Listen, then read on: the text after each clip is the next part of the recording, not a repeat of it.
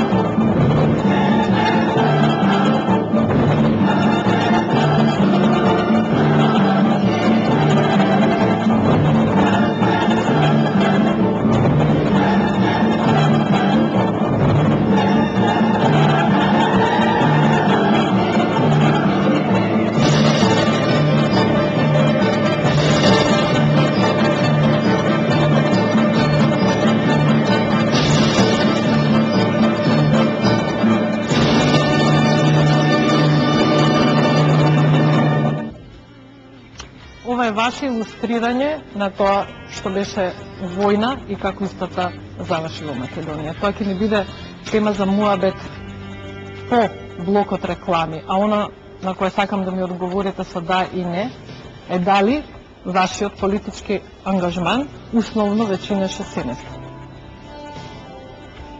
Да. Одиме со блокот реклами па ќе чуеме зошто е тоа така.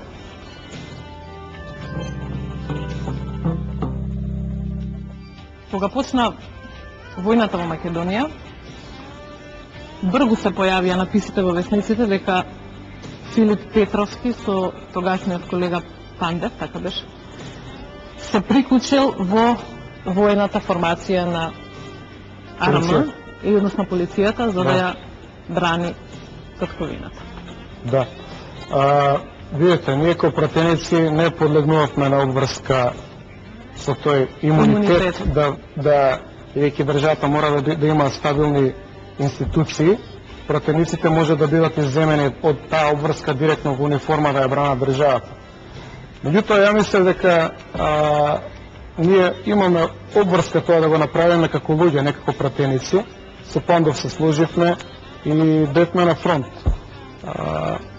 Тоа не беше толку многу затоа што ние сакавме да се бориме или не знам што да постигнеме на терен, затоа што тоа беше коментирано од СДСМ дека е маркетинг, дека не знам вака било, онака било. Сакате да ви кажам како конкретно? Може слободно. Двете фраерчиња со црните очила и моторите низ град решија да ги остават за момент и нели, во име на маркетинг да заминат на фронт. Можам јас да дадам... Не, повторно зборам за оно што се медиумите. Контратезата е соопштена на сите членови на парламентот во тоа време, дека во име на маркетинг не било лошо сите они да облечат униформи и да ја бранат Македонија. Ако е маркетинг, во прашање. Ако е маркетинг, нека биде и маркетинг, не ми пречи кој како сака да го дефинира. Јас сум бил на сите фронтови. На сите фронтови. Во време трајање?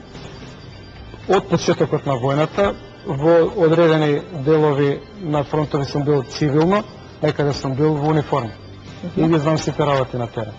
И немојте да ме прашувате, ќе дам политички оценки за војната, нема да им се допаднат на многу луѓе.